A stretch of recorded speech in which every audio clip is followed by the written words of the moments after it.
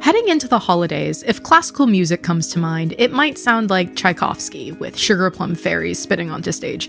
Maybe Mozart's Sleigh Ride, Bach's Christmas Oratorio. But how we think about what classical music sounds like, who it's for, and who's created it has a political edge. That's actually true of most art, and that can make it a target for funding cuts or involve highlighting some art over others, depending on what it seems to say about our personal and national identities. I'm Jennifer Smith, and this is the Codcast, CommonWealth Beacon's podcast about policy and civic life here in Massachusetts. This spring, the National Endowment for the Arts began clawing back grants and grant offers from a huge range of arts programs, telling organizations, including 150 programs in New England, that they were changing priorities to support, quote, projects that reflect the nation's rich artistic heritage and creativity as prioritized by the president. So today I'm joined by Élider DiPaula, the new executive director of Project STEP. That's a 12-year music program focused on bringing students from underrepresented or marginalized backgrounds into the world of classical string music. Élider is a Brazilian-born educator, composer, and performer, and Project STEP described his work when he was announced as the new executive director as centered on equity and excellence in classical music. So we'll talk about what that means and how the program is dealing with lost federal grants and the current political climate. And so before we begin, here's a small clip of him playing the iconic opening of Tico Tico no Fuba, a classic Brazilian choro from 1917 that may be most recognizable from Carmen Miranda performances in the 1940s.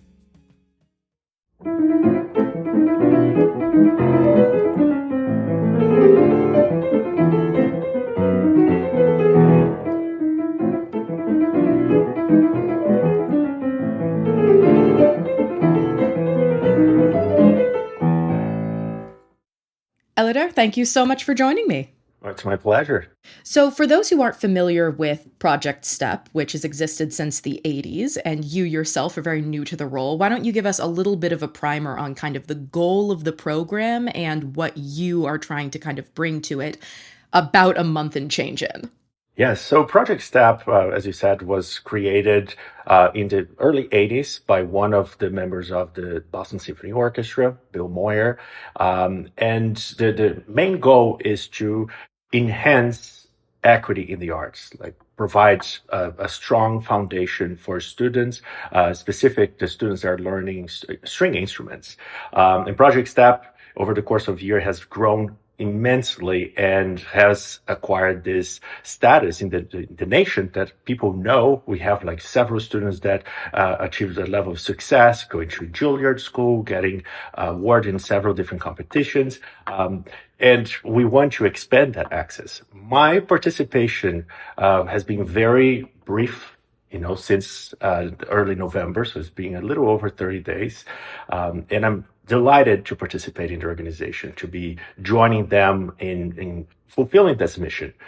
I am originally from Brazil, and when I moved to the United States, I faced the challenges of the music education system in the United States. Just so you have a little background, I had to go through a 9-year program, conservatory level, before I could even apply for my bachelor's, my higher education. Goodness. And it's something that we don't see happening here. And programs that, similar to Project STEP, provides this foundation that is immense for the development of students.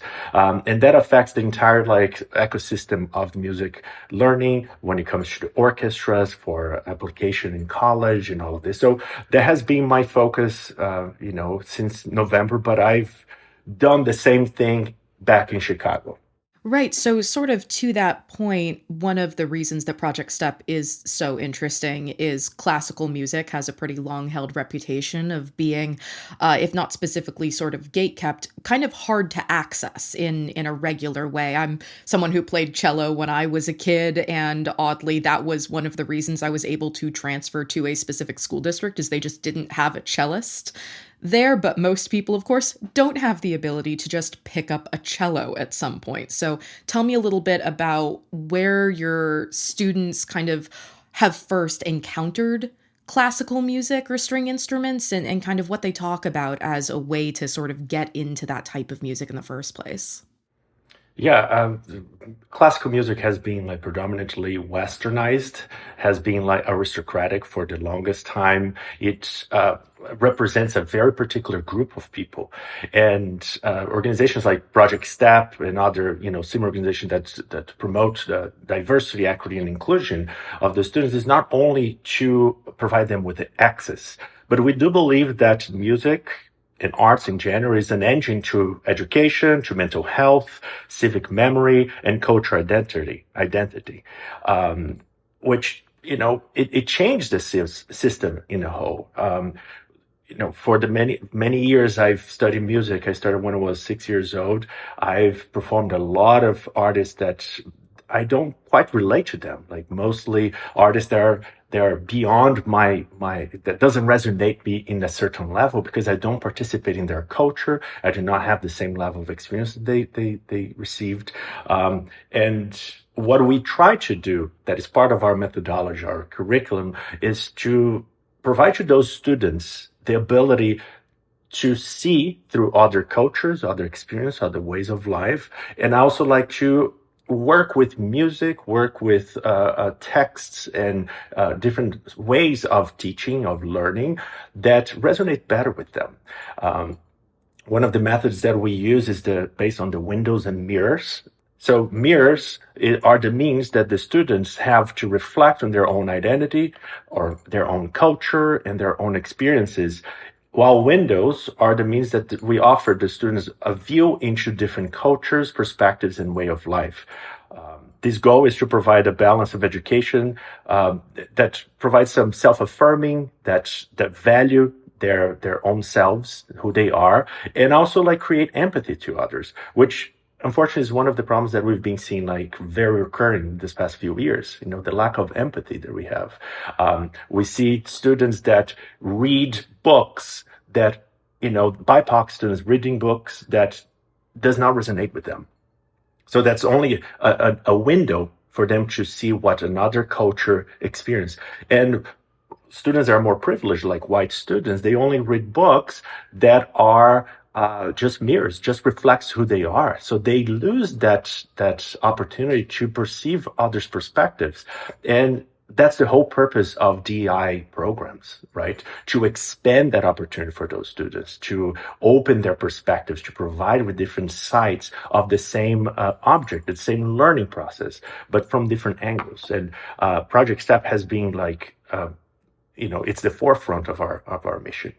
Right. And that has kind of created an uncomfortable situation as well. So, a few months before you came on as executive director, Project Stuck learned that some of its grant funding through the National Endowment of the Arts was being cut. A number of Boston and Greater Boston programs also saw these sort of cuts being made, specifically seemingly oriented at programs with that sort of equity and inclusion focus there. So tell me a little bit, as you've talked to the staff who was there at the time, kind of what that was like. And then we'll kind of get into how you've all tried to respond and think about what it might look like over the next few years of the Trump administration, where I don't think most people expect it's suddenly going to do an about face and decide to refund these sorts of programs.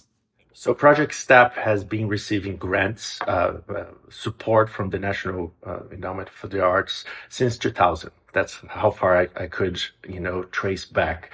And unfortunately, this year, as you said, we received a letter stating that our grant was terminated. We were offered, but they terminated effectively in May. That granted composed about $55,000 of our budget. And their statement was that their NEA is focusing on funding of projects that reflects the nation's artistic heritage and creativity as prioritized by the president. And our project does not, our project of supporting music training programs for youth does not align with the president's priorities, which is problematic in several different levels. Right? It's very biased. It's very stated by one person, their own, ways of seeing things. So this new funding priority is focusing on patriotism and not criticizing other type of like anti-discriminatory levels. The DEI programs are antagonist to patriotism. That's how they consider that, but it's not. The United States of America was built on like different, various, in a multitude of cultures, a multitude of experiences, a multitude of efforts, and neglecting or suppressing some of those. This history of studying this, of highlighting some of these programs of this, our history is problematic. And the DEI programs such as Project STEP does not align with the vision of one personality, of one person, is extremely problematic. And it's affecting many different levels, like a multitude of organizations, of students. It's telling them like, you do not belong, you should not have a voice. Let's suppress them. That's how we see this funding cuts. We are lucky at Project STEP that the NEA funding does not constitute a big percentage of our budget, but it does create that strain. We have to reinforce the individual support to offset that cut in our budget, that we are expecting, that we already granted, and now it's being terminated. So we have to move faster, and it's like one extra step that we have to do that unfortunately hinders our mission, that puts a pause, that puts a halt. Yes. And so to kind of, explain this for folks as well, I was looking through sort of the 2025 to 2028 strategic plan here, and it's noted that, within professional musicians nationwide, only 10% are currently Black or Latino. And then if you're thinking about sort of the core program members, it's $140,000 roughly for each student's 12-year music education through the Project STEP program. So it takes a lot of money to try and narrow at all a pretty substantial gap. So walk me through, since the announcement of the cuts, again, as you note, it's only a portion of your funding, but that is now an additional portion that you have to fill during a time when you already sort of had to do that sort of fundraising on a regular level. So what can you do? What does that look like? I believe awareness. I think, the entire nation realized the impact of these decisions by this administration, and the awareness that it brought to a lot of people has been substantial in helping us fill in this gap. I think we have more and more folks coming to to suffice that lack that the government is not providing. We have an agency that should be supporting this, that the tax money is going to help support endeavors such as those that the NEA was supporting and now no longer supports. And I think a lot of people realize that they can play a part. I mean, it's unrealistic, and I think the administration knew that could be the case, but they also understand that it's not sustainable in the long run, and they hope that the longer they hold this funding from organizations, that we are gonna exhaust our donors, exhaust our supporters, and they hope that we're going to collapse in that way. But our main goal is to create systems and to create the awareness to our communities that we are going to be strong. One thing they're not counting on is our resilience. We've been suffering, like organizations with the same type of mission. We've been suffering from this for many times, many years. It's like it's a cycle, right? You almost predictable. Every like so many years, we see that same type of problem recurring. And with time and experience, we've learned how to manage this. And I think one thing they're not accounting for, like when they make those plans to attack us, is that we are resilient. We are stronger in that. And we are a community now. We built that community, which is part of our mission, to build communities, because that's how we can overcome any type of challenge. And I guess one thing that comes up as you're talking about that is this sort of roller coaster effect over different administrations. Of course, you often see kind of more conservative administrations taking shots at the NEA, attempting to cut funding or actually cutting funding.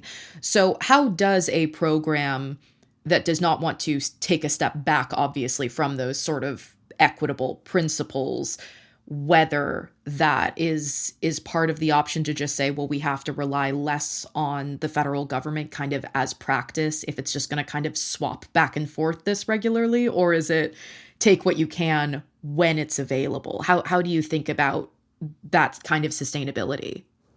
Yeah, I mean, we lose the reliability. We lose the trust that we can be supported by the government, which should be almost like granted to us. Like we should be part of the system, but unfortunately, it's not. And I think with by experience many different times through history, I think we start creating contingency plans for that. One of them is building the community. One of them is just like producing more students that are aware of that disparity, of that inequity, and create a group of people that they would help us, in perpetuity, not only financially, but talking about it by sharing why was their experience with our program so important, and with the hopes that when times like this come, we are prepared and we have a group of people that will be there to take care of the needs that the organization is suffering due to whether it's incompetence, whether it's like political differences, because that's in history happens all the time. Originally I'm from Brazil, and you see that happen in Brazil for many different times, and I think one factor is that we evolve, and I think that's our main tactic to overcome these challenges. It's not easy, obviously not easy, but as I said, our resilience is our best equipment here.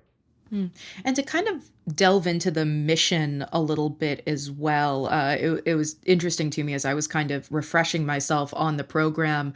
And of course, your announcement as well, taking over here is, I was wondering, could you kind of help explain a little bit what it means to sort of center equity in classical music? We've talked about the windows, we've talked about kind of the mirroring effect.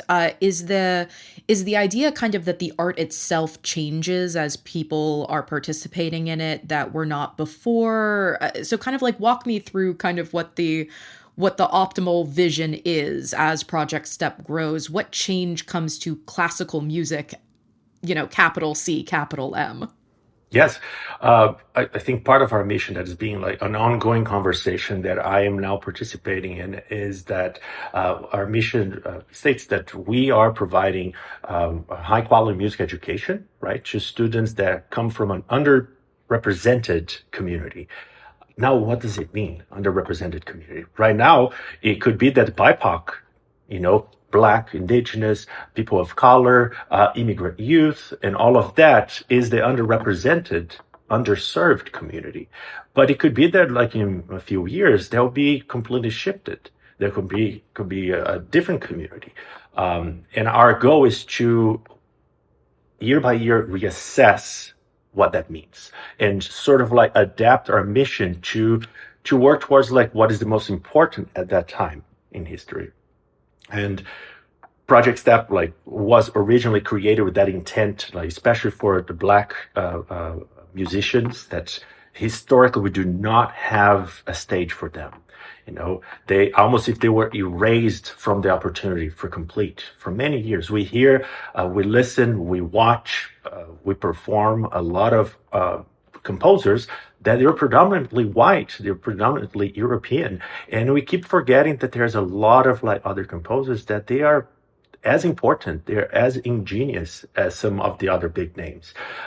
And part of our mission just, not only to provide the access to those students, but also to provide the access to some of these works that they might not have otherwise. So bringing that awareness, bringing that preparation of our students to perform and resonate with music that belongs to them, that they can relate to, is part of our mission. And that provides access, that helps us expand and shift what is the meaning of classical music that for many years has been westernized, has been white, unfortunately. In the early 1900s, when we have the international fair in Europe, there are a lot of artists that were influenced by the different cultures that they didn't ever experience before, such as Debussy. Debussy, a French composer, when he heard about like the Asian type of cultures, or even like the rhythms from Russia, these irregular rhythms, the music in the Western countries, they start like adapting, like, hey, I'm going to appropriate that in my music, whether it's a negative, positive things, but like we start blending it to a point that nowadays when we listen to this type of music, it's not a problem anymore. We hear the irregular meters like 1, 2, 3, 1, 2, 3, 1, 2, 1, 2, 3. That is like predominantly Latino, but that comes from Africa as well. So, and now we consider that the Americana rhythms, that Bernstein, a prominent figure in the United States, utilizing a lot in his own composition. So, what does it mean? Should we stick to the old polka dances, the old waltzes, or should we just like merge into like different hybrids? Different cultures that it just enriches the system. And I think that's our goal. Our goal is not to segregate it. Our goal is to evolve. And I think evolution means when we blend things together, when we have this perspective plus this other perspective together, forming something hybrid, something completely new. That is not only in the music, but also like in the education system. It's in the provision of that. Those students, they'll have access to something they didn't experience before. That's how we cultivate creativity. And that's what's lacking. And what Project STEP is trying to do is to provide those opportunities for the students, for the community, for the classical world, which for me, it's a personal goal. Well, it does mean that. So one of the thoughts that kind of came to mind there is, does classical music feel different, say, in Boston and Chicago? Was there kind of a difference in the sort of classical music universes you found yourself in over the course of your career? Absolutely. I think I lived in Chicago for 8 years now.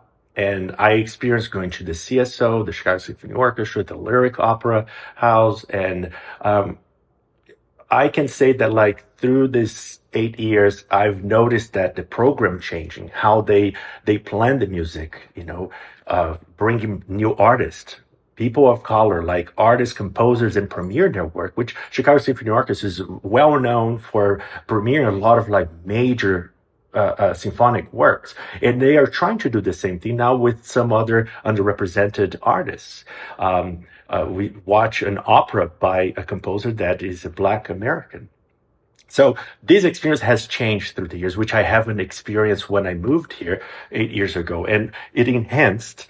Now that I'm so new to Boston, I see the same thing happening there. It's a very liberal town. People are very into diversity as a whole. They want to accommodate other perspectives. I think it's one of the benefits of moving to another big city.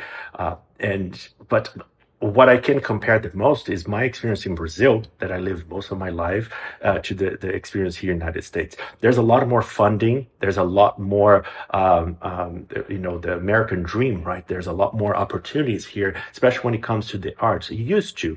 Now we're going through the challenge that, as we've been talking about for the past minutes, but one of the reasons that I moved here was to get my degree, my higher education. I think there, because of the funding, because of the system of granting organizations to provide the effort, has been monumental to the education system in the United States in acquiring the best musicians, to acquire the best performance halls and all of that. But with time, you start realizing the lack of like how they hyper focus in one tier, but they forget the foundation.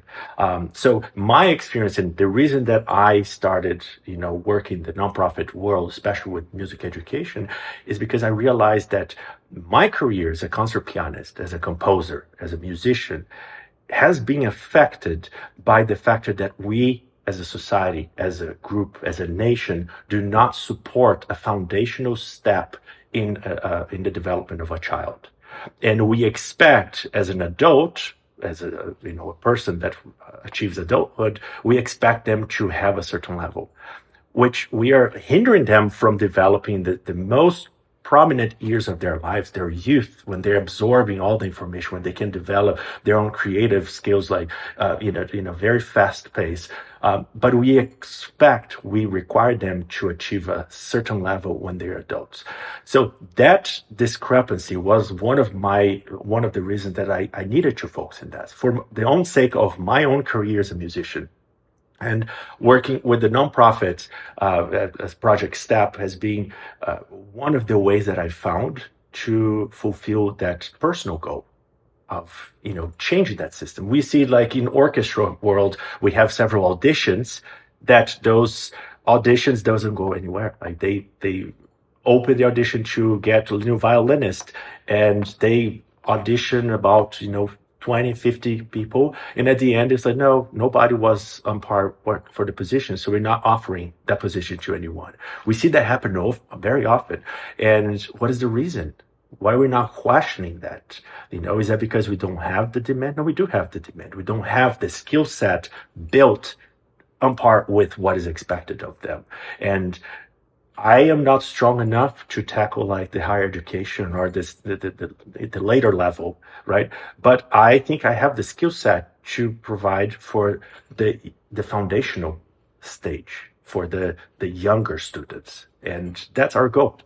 Right. And so one of the things that comes to mind throughout this, of course, is the question of to what extent, art and who makes it is sort of inherently political. And so you can kind of see the arts turned into a bit of a political football in that way. So I suppose my question is, to what extent is that kind of in mind as you think about Project STEP's mission, but also as you kind of think back on your career? Does it feel like a political act to say that there should be different people kind of welcomed into classical music, or kind of, as we were talking about earlier, does that feel like a kind of false contradiction to you? How have you been thinking about the politics of this kind of art? I believe any statement is political. I think that all of our actions can be considered political, right? For many years, art has been considered luxury. We have this concept that, like, why should we invest more in science over arts? That can be political. Arts is more luxurious, like it's something that we have for your own development. They don't consider that as an engine to education, as a resource for bettering mental health. They don't consider that as a momentum to maintain the memory of the past, of who we are, how we became, where we're going. They don't consider that art is affecting directly to our cultural identity. And therefore, they just put that aside. So by saying all of this becomes political, right? And our goal is to change that. I think we should normalize it. We shouldn't hyper focus as if it was like, oh, this is a problem that we always have. No, we want to change this, so we don't have to talk about this. So we don't have to talk about diversity, equity, and inclusion. We want to normalize so people feel like comfortable with who they are, to act how they are, and to produce the art that they want. Of course, there are constraints, and I think politics is to help establish some of those constraints. But when the policies are solely to suppress a group, to quiet a few communities, that becomes like a bad type of a political move. And we don't partake in that type of agenda. We want to expand. We don't want to oppress. So, yeah, I mean, whatever statement we say, it will become political. It's going to be at service of someone and will be in the detriment of others. That's how people believe it. Instead of thinking like, no, we are collaborating. You might understand life perspectives and your experience very differently than mine, just because I'm from a different country originally, because I have an accent when I speak, because I have different type of privilege that you do not. And but we can collaborate together. And my personal activity in the nonprofit world is to share the privilege that I have, to recognize that I do possess a lot of privileges, but I can also share the opportunities that I do not struggle so much with others, even if it is just to give them voice, to highlight them, to give them stage, to give them the opportunity to either speak on their behalf or to push them to speak out loud. That is all political. That all becomes political. Élider, thank you so much for joining me on the Codcast this week. It's my pleasure. Thank you so much for having me. Thanks again to Élider DiPaula for joining me on the Codcast. Thank you so much for listening. I'm Jennifer Smith. Our production and theme music is by Charlie Cazella. Leave a rating and review wherever you're hearing this now if you want to help other people find us, and email codcast@commonwealthbeacon.org if you ever want to get in touch directly. We'll be back next week.